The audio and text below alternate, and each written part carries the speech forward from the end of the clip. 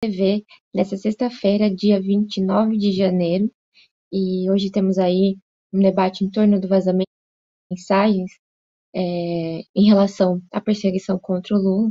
Então, vamos fazer um debate aqui. Mas antes de partir para a nossa pauta, também vamos comentar questões sobre a pandemia e outras polêmicas.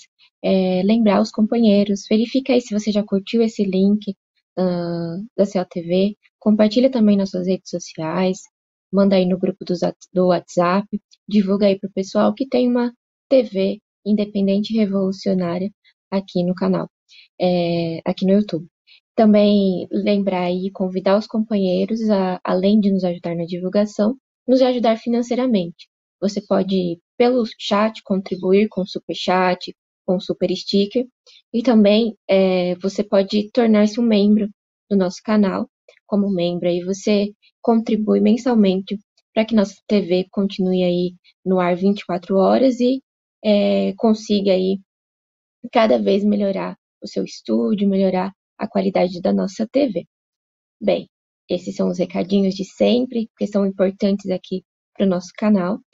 E eu agora me apresento, sou Isadora Dias, apresento a reunião de pauta que vai ao ar de segunda a sexta-feira, a partir das 9h, e apresento junto com a companheira Marília Garcia. Bom dia, Marília. Bom dia, Marília.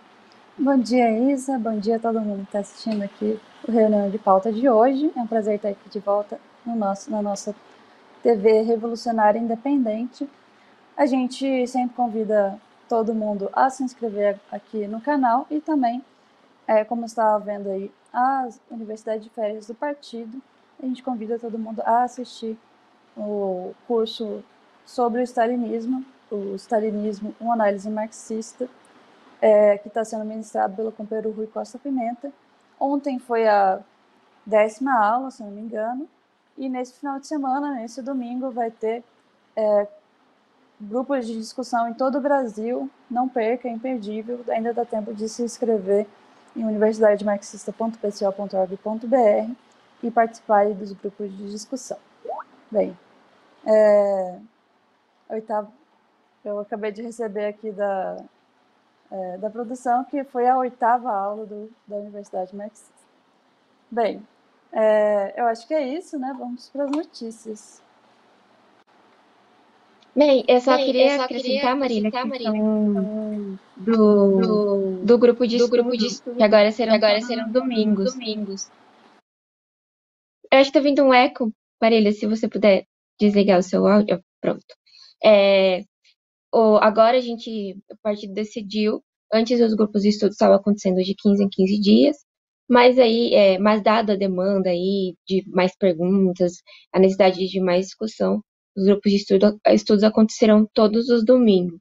Então, mais um motivo aí para os companheiros que não se inscreveram, se inscrever, participar desse curso muito importante, como destacado pela companheira Marília ontem, na 8ª aula, após aí o companheiro Rui vem explicando, né, questões mais políticas, né, antes de fato agora introduzir o tema de como foi a tomada da burocracia stalinista. Então, tá bem interessante, o curso é muito bem embasado, e fica aí o convite para quem não se inscreveu acompanhar, e para os companheiros que estão inscritos acompanhar as aulas, participar dos grupos de estudo, para que o curso seja ainda mais proveitoso. Bem, é isso. Vamos para as notícias. Vou começar aqui o debate do programa de hoje com os números da pandemia.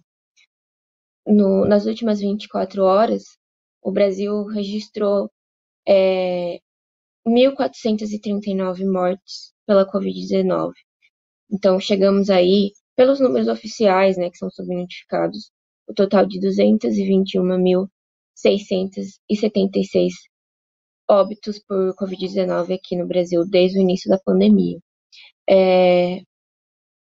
Esse número foi o terceiro registro mais alto de mortes em 24 horas, desde o início da pandemia, mostrando que, de fato, nós estamos ainda num avanço da doença.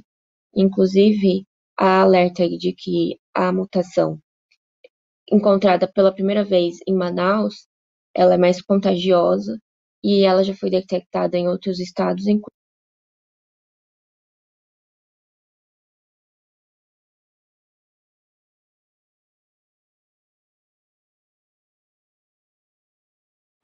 Bem, parece que com o Varejo teve um probleminha técnico aqui. Vou dar continuidade para a informação aí dos Varejo voltou. Voltei. Voltei. Maravilha. Eu parei em qual informação?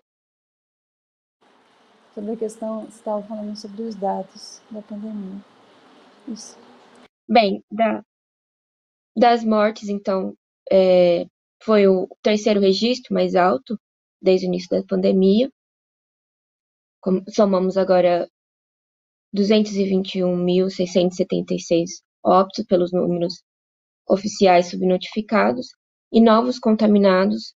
Nós tivemos nas últimas 24 horas 60.301 novos casos, somando, então, temos 9.060.786 brasileiros que já tiveram ou estão com o novo coronavírus. Não sei se falou até a parte do novo vírus de Manaus, mas enfim, se for o caso, vou repetir aqui. O novo vírus, uma mutação do vírus detectada em Manaus, ela tende a ser mais contagiosa e ela já foi detectada em outros estados, inclusive.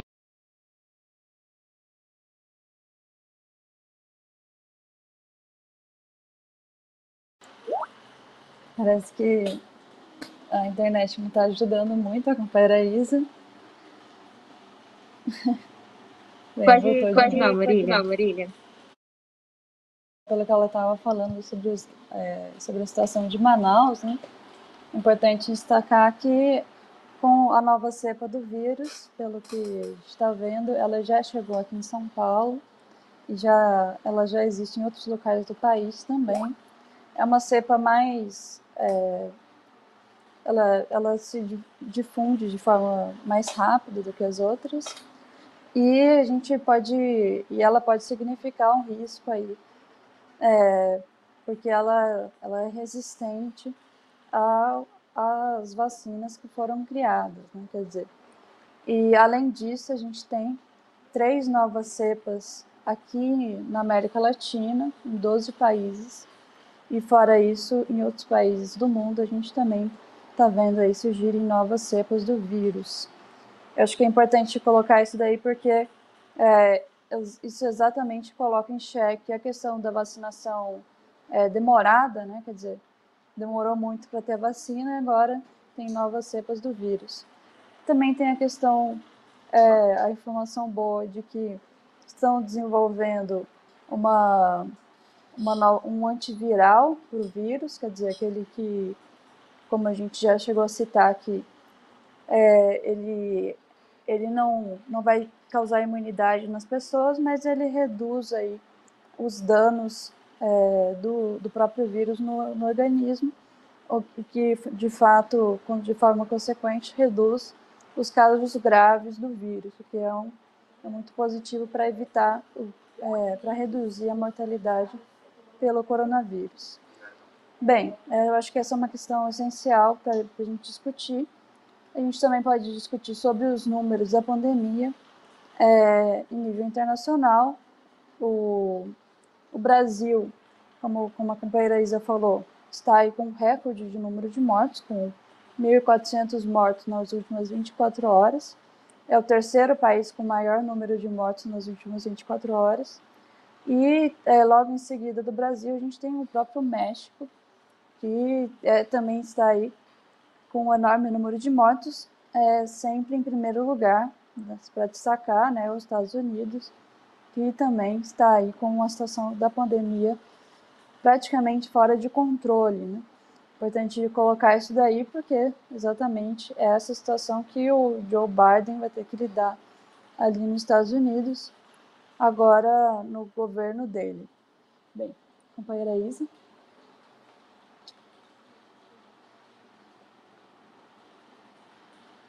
Me ouvem agora? De fato, um probleminha aqui na conexão.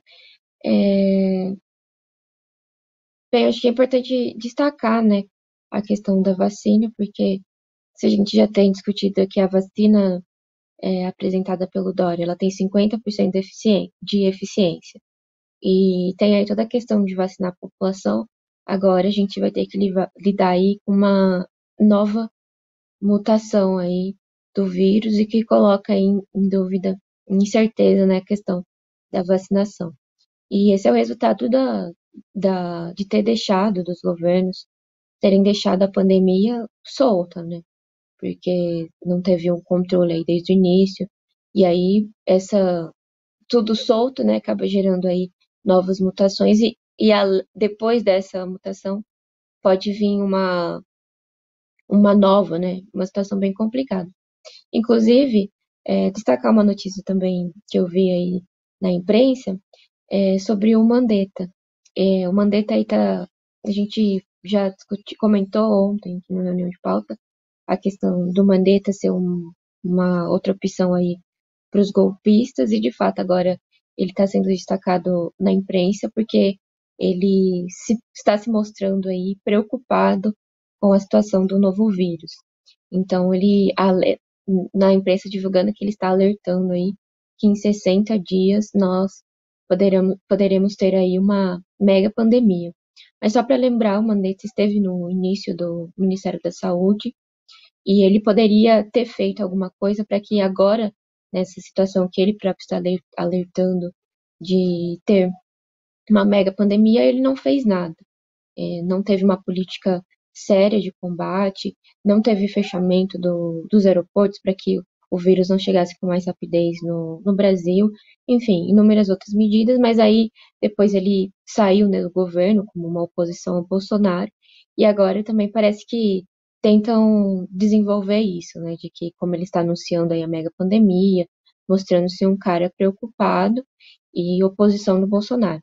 Mas eu acho que é o mesmo debate que a gente tem feito em relação o Dória, né? Esse pessoal, eles não estão preocupados de fato com a pandemia, nunca estiveram, porque eles poderiam ter feito algo desde o começo da pandemia. Então agora não adianta ele aparecer posando de preocupado e isso virar uma mega pandemia, sendo que no início ele poderia ter feito algo, ele não fez. Acho que eu queria destacar isso, Marília. Você ontem também estava comentando, né, a questão do Mandetta, e acho que vai nesse sentido.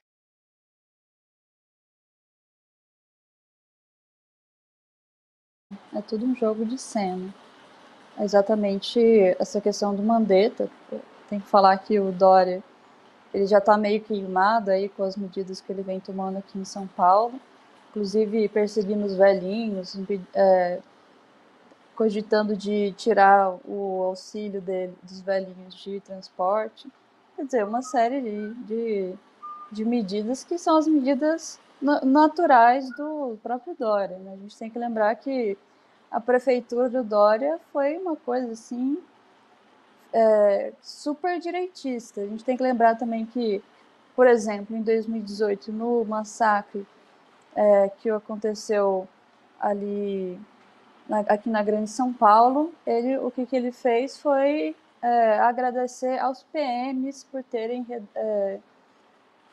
feito bem o seu trabalho para a população brasileira. Quer dizer, em vez de repudiar o massacre que aconteceu, não, ele foi lá e agradeceu os PMs.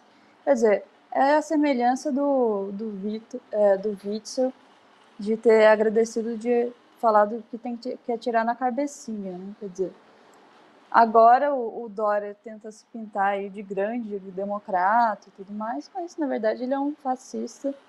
Ele sempre vai ser, nunca vai deixar de ser o Bolsonaro.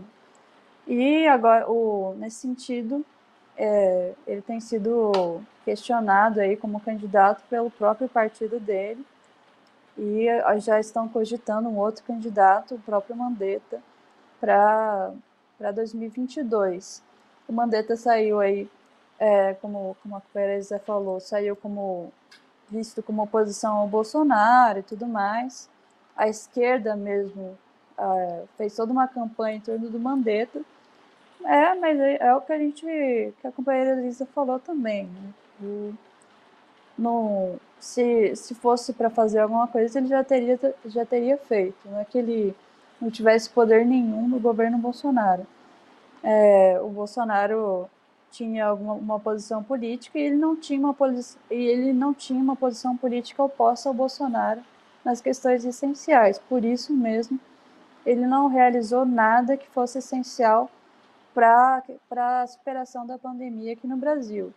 Ele sequer propôs aí medidas reais na situação da pandemia, quer dizer, por exemplo, uma grande mobilização de um serviço de saúde para passar de casa em casa, para ver a situação da população, ou coisas do tipo, nada disso foi proposto pelo Mandetta, que mostra de fato que é tudo uma demagogia da situação para tentar ganhar um cargo ali no governo ou própria presidência da República, né?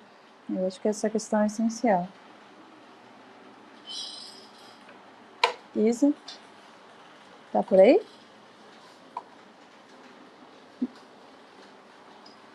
Tô aqui. Bem, é isso, Marília, estou de acordo. E nós vamos acompanhando, né, a questão de um substituto aí do regime dos golpistas, né? E ontem na análise, companheiro,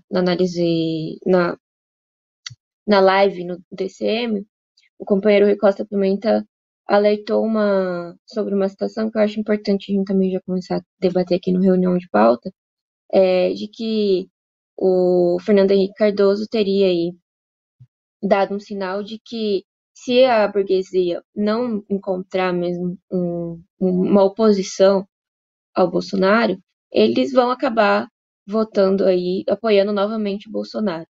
Que eles preferem fazer isso do que votar no PT. Então, já só para deixar aqui, e depois a gente vai desenvolvendo melhor o debate, é isso mesmo que a gente vê acontecendo. Eles estão desesperados para encontrar um substituto para que no final eles não tenham que apoiar o Bolsonaro. Mas se for o caso, eles vão apoiar o Bolsonaro. E aí, eu acho que nesse sentido já dá até para a gente partir para o tema central, que é a questão do Lula, né? Porque uma oposição verdadeira ao regime golpista, ao governo Bolsonaro, é o Lula. E nós aí agora temos mais uma prova, né, de que o Lula sofreu, né, uma perseguição política, que sua prisão foi uma perseguição política.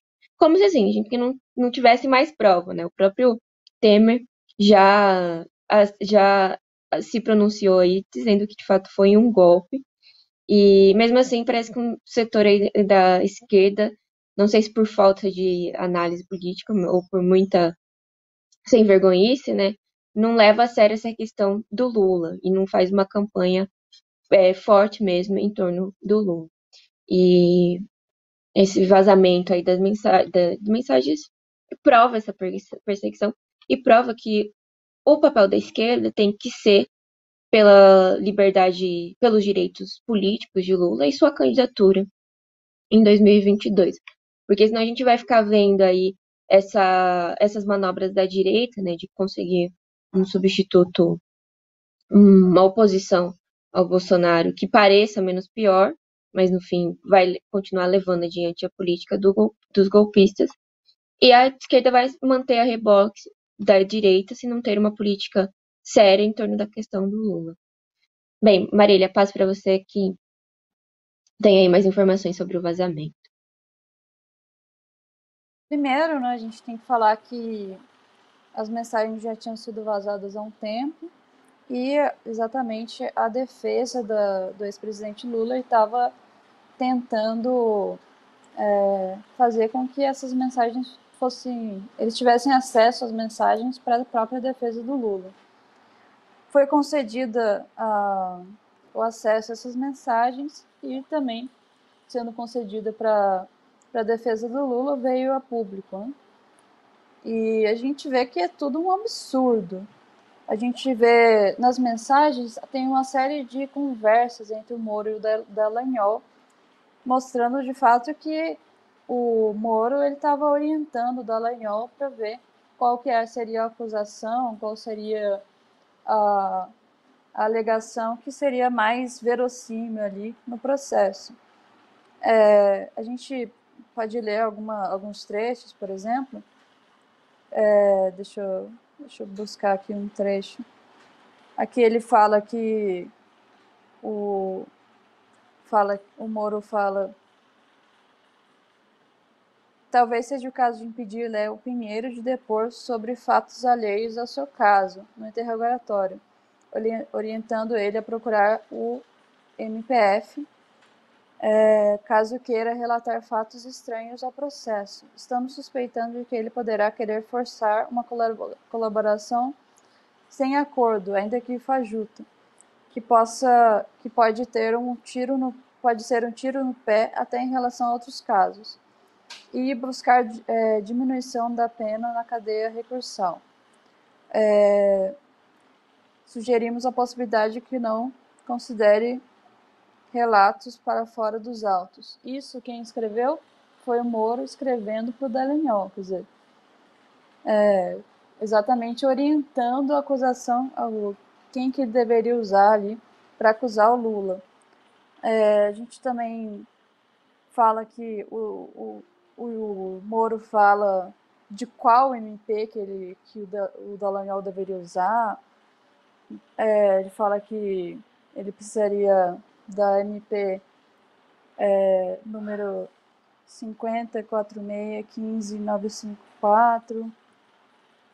Daí o Dallagnol fala que eles iriam providenciar e em seguida fala que estava sendo protocolado. Quer dizer, na verdade a gente vê que o Moro, na verdade, era o chefe do Dallagnol na operação do Lula e, quer dizer, o juiz era o chefe do promotor, que é uma coisa assim completamente absurda, para acusar o Lula, né? Quer dizer, então ele fala, o Moro orientava as acusações que o Dallagnol deveriam fazer para que fosse aceito ali, que não fosse completamente absurdo o próprio Moro aceitasse as acusações.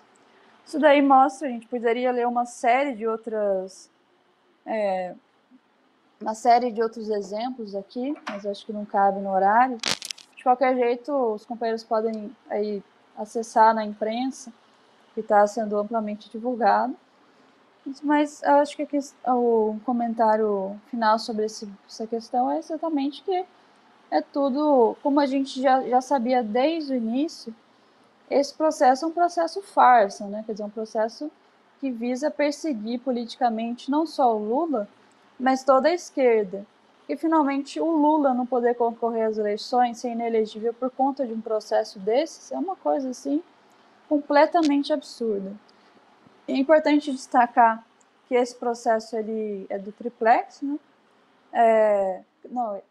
Esse processo é do triplex, a gente já viu também o processo do Guarujá, e o Lula ele foi condenado aí um dos processos, que o que pode fazer com que ele seja inelegível pelas novas leis aí persecutórias nesse sentido. Então, quer dizer, de fato, a gente tem que deixar claro que a luta pela elegibilidade do Lula, né, pelo Lula presidente 2022, pelo Lula candidato primeiro, né, em 2022, é uma questão essencial da situação política, porque exatamente é esse tipo de coisa que está impedindo o Lula de ser candidato, né? Quer dizer, essa é a manutenção dessa enganação aqui que está impedindo o Lula de ser candidato, e essa enganação é uma enganação contra todo o povo brasileiro. Se isso daqui pode impedir um ex-presidente de ser novamente candidato, imagina só o que eles não podem fazer com qualquer cidadão brasileiro, né? Quer dizer, uma cassação total dos direitos políticos. Bem, passa a bola aí para a companheira Isa. Bem, eu gostaria de destacar a questão do Moro, né? Que ele que foi chefe aí da operação contra o Lula. E ele fazia visitas regulares, né, aos Estados Unidos. Então, tá vindo um eco, Marília, se puder fechar o microfone? Muito obrigada. E mostrando aí uma total intervenção, né, dos Estados Unidos nesse golpe, né, articulação junto com o imperialismo. O que coloca em discussão a questão do Biden, né, porque ele é do setor imperialista dos golpes e do golpe aqui no Brasil. Então, um setor aí da esquerda que ainda mantém um apoio ao Biden, apoia aí, inclusive dá, pois apoio ao Biden possibilita também o Biden brasileiro, total, assim, vai contrário à política que a esquerda devia ter em crítica e luta contra esses setores, né? O golpe foi imperialista, e a gente precisa fazer uma luta contra o imperialismo, né? Contra figuras como o Biden, figuras como o Dória, como o Moro.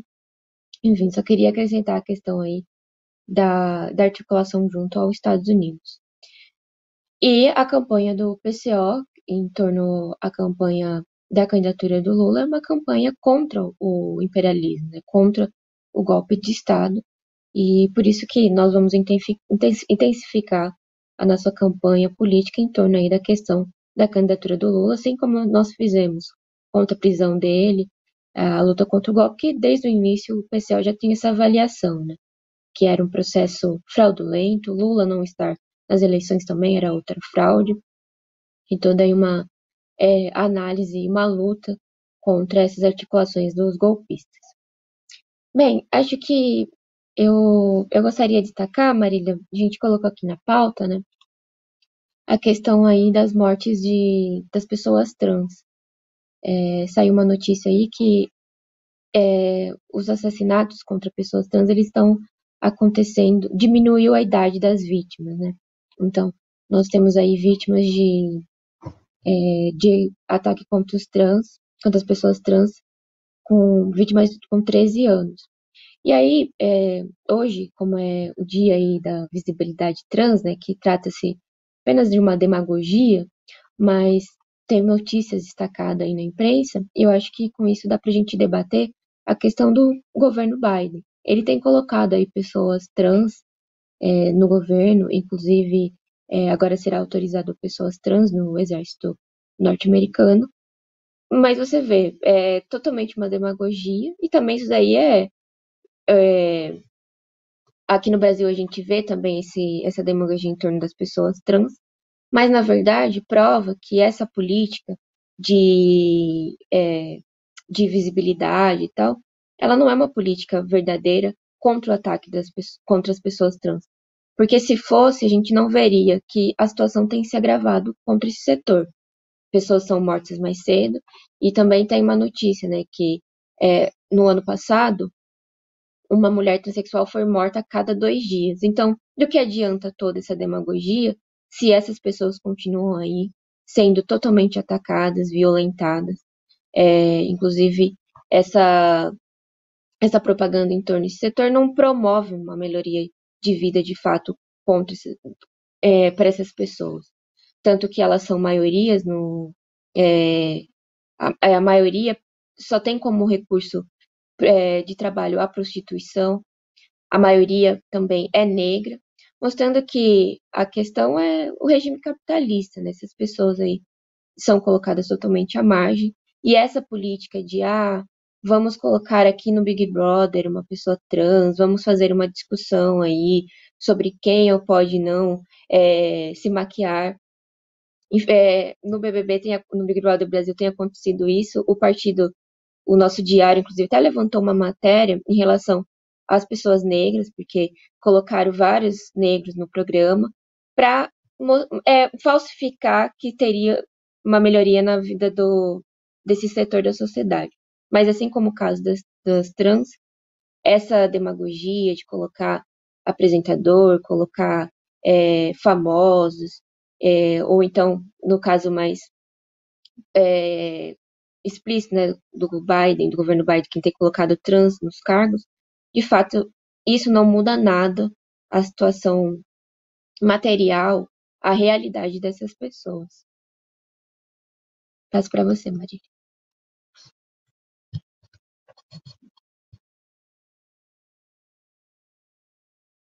Porque a gente tem tem destacado, né, que a política identitária ela não serve para nada que diga respeito de fato aos problemas reais dos setores, né?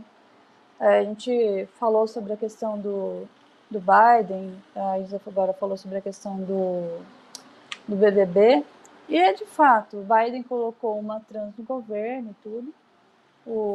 Aqui no Brasil, a gente vê aí setores, uma série de demagogias com esses setores também, e, na verdade, isso não vai influenciar em nada o número de assassinatos contra os trans nas favelas, né? Na verdade, o que a gente tem que colocar é o que a gente sempre colocou, inclusive o companheiro Rui destacou isso no momento em que o coração da trans foi arrancado em 2018, que a única forma de combater isso é organizando os comitês de autodefesa dos setores oprimidos, das mulheres, trans, negros e tudo, para que seja impedido esse tipo de ação na prática. Quer dizer, que haja uma ação prática nesse sentido de impedir, de combater esses ataques contra os trans. Quer dizer, não é criar uma lei, não é criminalizar, nem nada disso. É exatamente organizar a população para impedir que isso aconteça. E é isso que a gente chama todo mundo a fazer, né? Ontem a gente noticiou sobre a militante do PSOL que foi atacada, e agora a gente noticia aí sobre essa questão dos trans, mostrando que a extrema-direita está aí para atacar todos esses setores oprimidos e a esquerda precisa estar aí para defender esses setores. Acho que é isso. Exato. E só destacar que, de fato, a política não é não reforçar a lei, aumentar endurecer a pena contra assassinos de pessoas trans. A política tem que ser para que esse setor se organize em autodefesa. Na verdade, naturalmente, essas pessoas se organizam em autodefesa. É comum que na região que essas pessoas trabalham, no caso da prostituição, tenha um esquema de autodefesa. Mas, por isso que destaco aqui novamente, ontem eu coloquei essa questão do armamento e intensifico aqui o debate que esse setor também precisa estar armado, porque é um setor da sociedade totalmente vulnerável à violência, ao descaso, e então, para fortalecer a autodefesa desses setores, teria aí que ter uma discussão em questão em relação ao armamento dessas pessoas. Assim também, né, como as pessoas não, as pessoas também na política, né, onde a gente destacou o caso da co-vereadora do PSOL, que se encaixa nesse setor mais vulnerável à violência. Bem, acho que nesse caso é isso. Marília, se você quiser acrescentar mais um debate, a gente tem mais 5 minutinhos.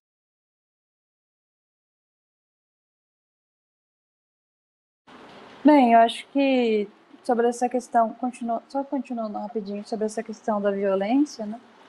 A gente saiu aqui a matéria de que em cada 4 mortes violentas no Rio de Janeiro é feita por ação policial. Quer dizer, a gente vê aí que no momento em que a esquerda é atacada, alguma coisa assim, eles vão direto fazer um BO na polícia. E, inclusive, a gente já comentou que quando você é roubado, você simplesmente é roubado, porque a polícia não vai fazer nada. E, de fato, se acontece isso em relação à propriedade, que é uma questão essencial no capitalismo, imagina só em relação a lesão de uma pessoa que é oprimida socialmente, né? A pessoa nunca vai sofrer, nunca vai ter nenhum amparo aí da polícia, pelo contrário, a polícia é um dos principais agentes de violência contra a população pobre, e a gente vai esperar que contra os trans também. Então aí, em grande medida nas favelas. Quer dizer, hoje é importante destacar essas questões porque há toda uma demagogia em torno de todas essas ditas minorias, né? Mas toda essa demagogia ela não serve para nada, finalmente. Quer dizer, ela só serve para confundir o panorama. Porque, de fato, o identitarismo ele uma posição que ela inibe a própria luta política, né? A própria luta de classes, que é a questão essencial. Eu acho que sobre a questão da violência é isso. Também queria destacar sobre a questão da volta às aulas. Aqui em São Paulo foi proibida a volta às aulas agora no início de fevereiro, por conta do aumento do número de casos da pandemia, mas ainda assim há uma pressão do Ministério da Educação aqui, no caso do secretário da Educação, para voltar às aulas mesmo com a nova cepa, sem vacina e tudo mais. E nesse sentido a gente tem que colocar que é fundamental desenvolver toda uma luta contra a volta às aulas só com vacina, e uma vacina que funcione finalmente, que as pessoas estejam vacinadas, porque essa é a única forma também da gente, porque finalmente eles fazem toda uma demagogia em relação ao ensino, mas o ensino nunca foi bom, não é agora que vai melhorar. Acho que a gente precisa lutar pelo ensino de qualidade, mas agora está em primeiro plano lutar pela própria vida dos estudantes, né? Bem, está quase estourando o horário aqui, eu já vou me despedindo. A gente está de volta aqui com reunião de pauta na segunda-feira. Até lá. Bem, antes de também me despedir, eu quero desejar um bom dia para o pessoal que está no chat, companheira Maria Ângela Abiducci, Walter dos Santos, Arthur Freitas, Arnaldo Ricardo, Lúcio Souza, companheiro Peão Preto, o Rude Rige, 1917, também está aqui. Renata Diniz, bom dia, companheira. O Peão Preto coloca mesmo aqui que até hoje ele nunca viu nenhum identitário defender as pautas reais para a população trans, como renda emergencial, tratamento hormonal, auxílio psicológico, etc. E, de fato, a única defesa que a gente vê da esquerda pequeno-burguesa ao setor das pessoas trans é uma pura aí demagogia em torno da representatividade, tem que ter trans na Rede Globo, tem que ter trans aí em cargos do regime capitalista, é só assim, uma pura demagogia, de fato, não é colocada em discussão as necessidades reais desse setor, assim como os outros setores oprimidos da nossa sociedade. Bem, então, com os bons dias, eu me despeço, agradeço aí os companheiros que participaram conosco, dá para compartilhar o vídeo separadamente, procurando aí no acervo de vídeos da COTV, você pode aí divulgar para os seus companheiros a discussão de hoje do Reunião de Pauta. Nós voltamos segunda-feira. Continue aí ligadinhos na COTV e até. Tchau, tchau. Muito obrigada.